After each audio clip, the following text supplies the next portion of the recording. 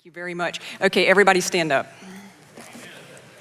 All right, everybody stretch your hands over your head, twist right, twist left. Grab whatever utensil you're going to write with or take notes on and sit back down. You got to pay really good attention because I have 66 slides and 27 minutes. Everybody with me? Okay, so here's what my job is today. My job is to give you some things that you can take home and you can start on Monday, or maybe some things that even you can start in your car on the way home. But I got to tell you a little bit about why in the world they end up putting the lawyer as the last speaker of the day. Now, I would try not to be offended by that, but just to tell you a little bit about my business, because we're not going to talk about law. I'm going to talk about my business perspective. This is my little office, which is 110 miles down the road in Greensboro, one turn off of Highway 29. And I've been in that office for 26 years. I had a 50-50 partner. We'll talk about that in a second. But this is my little merry band in my office. We have about 38 employees and some folks who work from home. They're really wonderful human beings. How many people here have ever had a 50-50 partner? Okay, write this down. Never, ever, ever have a 50-50 partner. Somebody's got to be able to make a decision. So I had a 50-50 partner, and this is a picture of the two of us a number of years ago. And actually a little more than 10 years ago, the partnership split and the firm had one name. And so that meant that I had to start all over brand new. Now, I'm sure everybody in the audience here had planned to be a business owner or manager or leader since you went to first grade. I did not. I planned to be a doctor. I never even planned to be a lawyer. And then when I got to be a lawyer, I never planned to have my own business. So I kind of fell into all of this. So I end up 10 years ago having to start my own law firm with all of these employees and that big building and all of these clients to represent. And the thing that I fortunately fell upon was C12. And so I've been a member of C12 for 10 years now in Greensboro. What was spectacular about that was when I became a company president by accident, C12 helped me go through the process and to learn how to be a better business person than I would have been on my own. So I want to show you a couple of ideas that I've gotten from my C12 brothers. In fact, all of the people in my particular group are men, but I thought you might enjoy some of these and might find them of value for your own business. One of the first ideas that we took from a company called Columbia Forest Products, they invited each of their employees to bring their family in and had a professional photographer and took pictures of the families and then gave that picture to the family for a Christmas gift. And then on the hall wall in our office, we have the pictures of our employees and their families or their dogs or whatever's important to them. It is great for our clients because they love seeing who our people are, but in particular, it's great for us to be reminded that every time we make a decision, we're affecting a whole family. Now, you'll see the fellow on the left, that's our corporate chaplain. We too have a corporate chaplain that serves our office. Marketplace Ministry is here. We use Corporate Chaplains of America. If you do not have one of those, go talk to Marketplace Ministries, go talk to corporate chaplains, and they will tell you how they can save you money. It is a good business decision to have a corporate chaplain. And because of my involvement with C12, we got a little more bold in the praying that we were doing. We had a staff member whose daughter was dying of cancer, and so we did a cancer walk for her, and we were known as Jessica's Prayer Warriors.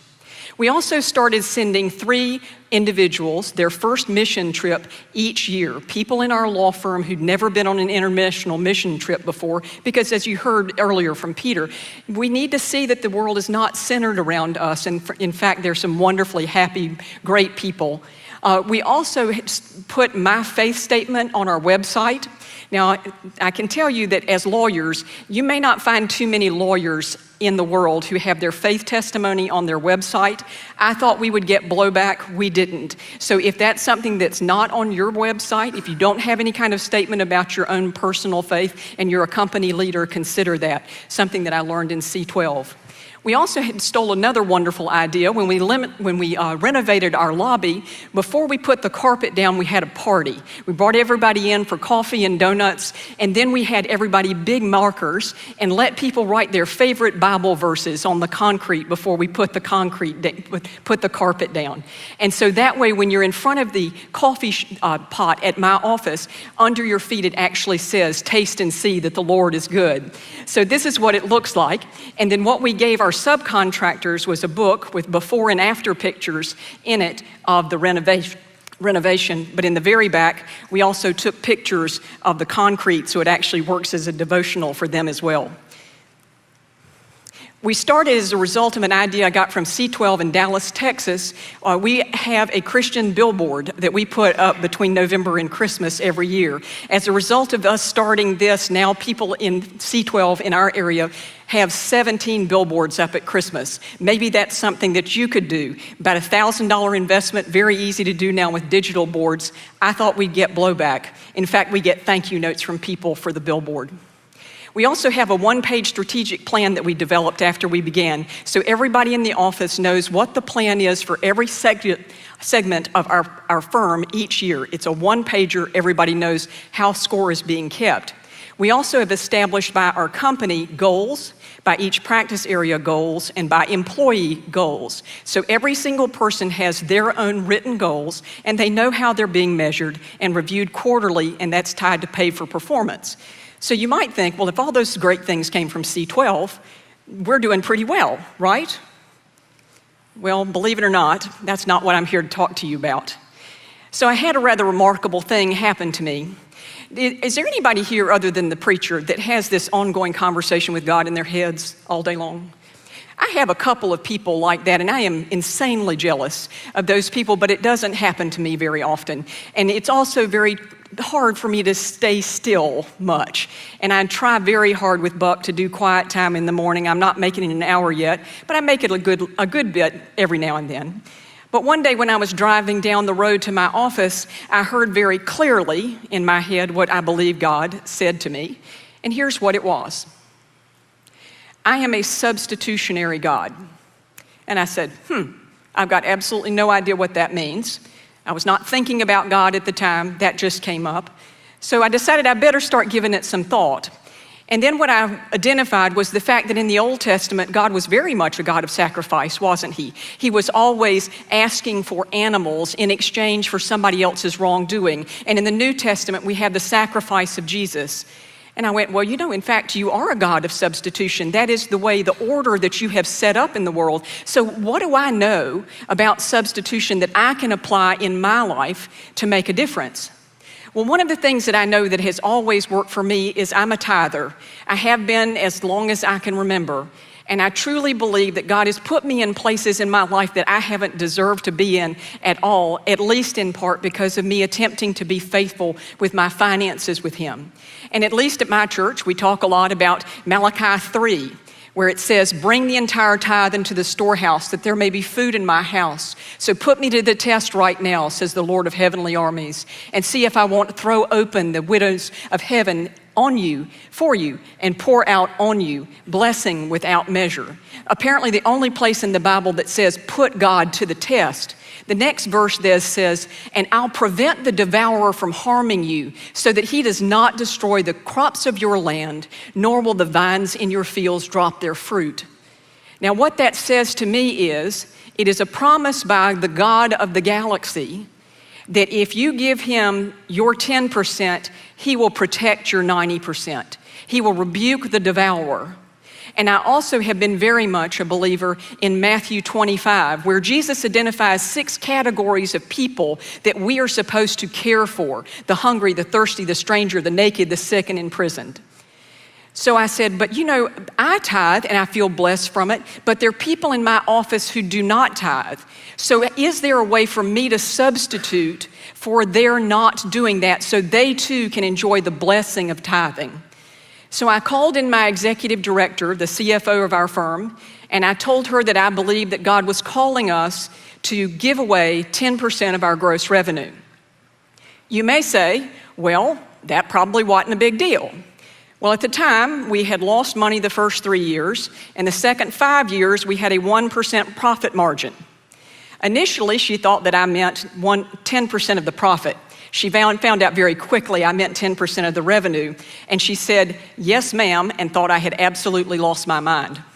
So we created a 10th committee. We put together 4 people that I believe are spiritually aligned. We decided we would create this committee so that we would be 100% on board with any kind of donation that we would make out of our 10%. And we also decided we would do everything on purpose and on paper. We are very strategic in how we run our business. Why would we also not be strategic in our philanthropy? Will we not have the same kind of goals and accountability that we do there?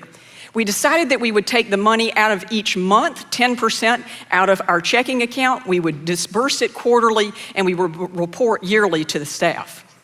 Now, I am a lawyer, and we market. We pay people to put our name on things so that we'll be identified. But we wanted to make absolutely clear that there was a distinction between what we were doing on the tithe and what we were doing with our marketing. And so this is how we did it. We keep it anonymous. So every time we make a donation, what we do is we send a letter to the nonprofit, and we explain that we are giving away part of our revenue, but that we ask them not to put our name anywhere. We don't want it on a wall. We don't want anybody to know about it, because this is an effort for us, for God to get the glory, and not for our company to get the glory. So we started tracking the information about 3.5 years ago when we began. We actually used the Great Commission in those 6 categories in Matthew 25. We identify whether something is local, state, national, or international in impact. And then after the first year, we figured out, we really need to be looking for return on investment, because God always talks about ROI in the Bible. So are we paying attention? You've heard a lot today about the parable of the talents and the parable of the minas. Please tell me right now what human investment you have that will double your money. It's hard to do, isn't it? But what we read here is that God said that if you double your money, if you go from 5 to 10, that's well done, good and faithful servant. So we had to examine ourselves to say, what does that mean? How could we get that kind of return? And you also hear in the Bible about there being a 100-fold, 60 and 30-fold return. Well, that seems to be almost an ungodly, no pun intended, return on investment. So how did we go about trying to do that? So we would interview and continue to interview best-in-class nonprofits. We look for people, they don't know why we bring them in, to interview them. We check on their financials, Charity Navigator, and we try to figure out who is doing those 6 categories in the Great Commission the best possible way. And then now we have begun asking every person that we donate to, every entity that we donate to use our gift as a match. Because then we know that if they're able to match our money dollar for dollar, that we are doubling our investment. So as one example, we gave a $25,000 investment to K-Love on a particular project, and their return was $192,000. That's better than I can do in the stock market. Now, we track this hungry, sick, jailed stranger Great Commission to make sure we're being mindful about that. I don't know about you, we had to work hard on jailed ministries because we were not active in that to begin with. And then as our tithe partners grew, we had to change our documentation somewhat. We also were surprised at what happened as a result, that we found out these remarkable nonprofits in our town, in our community, internationally, that were doing remarkable work that we wanted to have meet each other. And so it's given us an opportunity to have some great connections. We even had a big barbecue last year where we invited the executive directors of all of the nonprofits we support and all of our vendors, all of the people that we do business with, and in fact, my C12 members, for just a great big barbecue to bring them together and give them an opportunity to meet each other. Connections can be more valuable than even any monetary contribution we make sometime. And that's letting my little tiny law firm in Greensboro, North Carolina, have a global impact in certain ways. This is how we chart the information. The WBLT means Ward Black Law Tithe. So our partners, you see there that we are very heavily on the local side, and then there are differences depending on the geographic distribution there. Now, So we had 4 people that were on our committee, and we were hearing these miraculous things all the time about what God was doing with the investments that we were making. It was just blowing our mind, but we weren't getting that down to the staff, the rest of the people who were not on the committee. So here's an example of one of the investments that we made, and you have in your bag today a CD called The God Who Hung on the Cross. This is a book that was given to me by Ralph Miller. Raise your hand, Ralph Miller.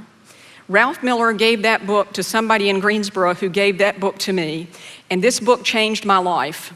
And so ICM has provided a copy of this at no charge to all of you today, and it's a CD. Everything else I think in your bag you have to read. This one you can put in your car and listen to on the way home. But what the ministry does is it provides church buildings for congregations that can't afford them. So one of the first investments we made was in this church orphanage in Rwanda. This was under construction. This shows the completed construction and the ribbon cutting and worship services occurring in the church side. And that is about a 200-person congregation as well as the orphanage, and that was about a $15,000 investment. Now, I think that's a pretty good return on an investment. Another thing that we did is we put all of our employees on a bus and we took them to different nonprofits at Christmas to let them see what investments we were making in urban ministries and the Homeless Day Center and Christian counseling for women and backpack ministries. And one of the things that struck my staff was that the urban ministries, where is a homeless shelter in our community, they said, okay, well, here's where the guys are and here's where the women are. Where are the children? And the folks at that place said, well, we don't have a place for children. You know, there are folks here who have bad records and maybe mentally ill. We can't have children here. And that caused a swell up from our staff to be looking for homeless facility options for families in the tithes that we did in 2014. So God has been so good to us that in spite of our record of 1% return, not only were we able to get a 10% return that we gave away, we also made the largest profit we'd ever made. We made a renovation in the physical plant, the book that you saw, and we also were able to give our people the largest bonuses that they'd ever had. It was like God made sure that they couldn't say that they lost anything as a result of us giving 10% away. And in fact, the next year, my bookkeeper asked to be put on the tithe committee. She'd worked for me for 20 years, and we said, well, why do you want to be on the tithe committee? Because she said, I've kept the books for 20 years. I know what we did last year was impossible, and it couldn't have happened but for God, and I want to be a part of it. So the financial impact for 2014 continued. We've had positive responses, and I don't know if you can see that very well, but you'll see that what's the bars on the right-hand side are 20, the 4 on the right are the 4 bars where we've started this process. So 2013, 2014, 2015, 3. And you'll also see on the far right, those are the actual profit numbers of our business. That the first couple of years we were at a loss. We had 5 years of almost either 1% up or down, and then where the little red arrow indicates, that's when we began the tithe. And it has been a remarkable testimony to God's faithfulness for us just being willing to do something radical. So this is our profit and loss analysis trend. And he's allowed us to hire another 15 people, so our head count has gone up in addition to improvements. Now what this represents here, the bottom line that's in the middle is actually our tithe donations, 2013, 14, and 15. And then the green line is match money. So you'll see that even now, when you add those two together, it almost doubles our money. And it's wonderful to get to see that we're helping others raise funds. You know, you've heard a little bit today about Patrick Lencioni and the fact that he's written a number of wonderful business books. One is 3 Signs of a Miserable Job. And what it identifies there is that people think their jobs are irrelevant. They think that what they're doing is not being measured, and they feel anonymous. Well, I can tell you that if you had taken a survey of my staff before we started this, they wouldn't have said that they were anonymous and they didn't have problems with the measurability, because we always had those strategic goals for them as individuals. But what we saw after we started this process is now we have 100% of our staff who believe that their work matters, whether they are the receptionist or whether they're the office manager or whether they're a paralegal or a lawyer. It has been a remarkable thing for them to now see what we are doing as a result. We then began budgeting the tithes. So now in our one-pager, we in fact indicate that we are giving 10% of our gross revenue away. So these are 10 quick scriptures to give you the basis of why we're doing what we're doing. So first, Isaiah 48, 17 and 18. I am the Lord your God who teaches you to profit, who leads you by the way you should go. Oh, that you heeded my commandments. Then your peace would have been like a river and your righteousness like the waves of the sea. Honor the Lord with your wealth, with the first fruits of all your crops. Then your barns will be filled to overflowing and your vats will brim over with new wine. And my preacher always says, if you have overflow, that's not meant for you. It's meant for somebody else. That's from Proverbs 3, 9 and 10. He who is gracious to a poor man lends to the Lord, and he will repay him for his good deeds. Can you even imagine what it must be like to be repaid from the Lord for a good deed? Jeremiah 22:16, Josiah defended the cause of the poor and the needy, and so all went well. Is that not what it means to know me? You will be made rich in every way so that you can be generous on every occasion, and your generosity will result in thanksgiving to God. And everyone who has left houses or brothers or sisters or father or mother or children or fields for my sake will receive 100 times as much and will inherit eternal life. That's where that 100-fold return is. That's God's math. For the Son of Man is going to come in his Father's glory with his angels, and he will reward each person according to what they have done. You heard that from Buck Jacobs this afternoon. And we've talked about those 6 categories, but look at how the beginning of that verse is. And this, by the way, is right after the parable of the talents. Then the king will say to those on his right, remember the sheep and the goats? Come, you who are blessed of my Father, inherit the kingdom prepared for you from the foundation of the world, for I was. Is that not where we need to operate? To be looking for those so that we can be not just blessed of the Father, but that we can see that our work is valued and that it's making a difference. And then this is for my lady friends out there. This, I think, is the best ROI you can imagine. The 12 were with him, meaning the disciples, and also some women, Joanna, the wife of Chusa, the manager of Herod's household, Susanna, and many others. These women were helping to support them out of their own means. Those women were using their own money to put up Jesus and the disciples so that they could go minister. That's a good return on investment. This is a picture that's in my office of Jacob's ladder. And I want to remind you about that story. Now let's think about who Jacob was at that time. He had just cheated his father. He'd lied to his father while he was on his deathbed. He had cheated his brother out of his birthright. He was getting ready to go run away because his brother was going to come kill him. And what did God do for him? He opened up heaven and said, I promise I'm going to make you more people than you can possibly imagine. And he sees angels going up and down. And what the end of that verse is, at the end of that story of Jacob's ladder, Jacob says, I'm going to give you 1/10 of everything I have. Not because of legalism, but in gratitude for what God has done for him. So my question to you is, has God been generous to you? And for whom are you willing to substitute? In addition to the God who hung on the cross that's in your book today, in your bag today, and all those other wonderful books, these are some other books about the concepts that I'm discussing. We'd even heard already today about Stanley Tam's book, which is one of the last ones listed there.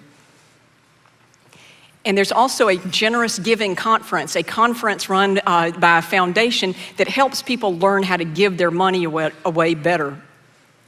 So here's what we realized. All of the work that I did in those 26 years in that building, it basically paid for the employees and to keep the lights on. But what we have learned since is with that 90%, that may be all it's doing. But with that 10%, even my little business can have a hand in changing the world. And it's not too much to ask, is it? We've been forgiven of all of our sins, past, present, and future. Isn't it worth maybe a 10% investment in God's work? A.W. Tozer said this, any temporal possession can be turned into everlasting wealth. Whatever is given to Christ is immediately touched with immortality. It has been a great adventure for us. And what we've seen is in those 6 categories in Matthew 25, we know that for the needs in the world, the government provides an amount, individuals have been giving generously an amount for a long time, churches act in that space and give money and time and effort, but there is still a gap, and it's a large one. And I submit to you that the economic engine that's available and yet untapped is the marketplace, and that we in business can help fill that gap and fulfill what God asks us to do in those 6 categories. And I can tell you, at least from our experience, that what it has caused is joy unspeakable, and I hope that for you as well. Thanks very much.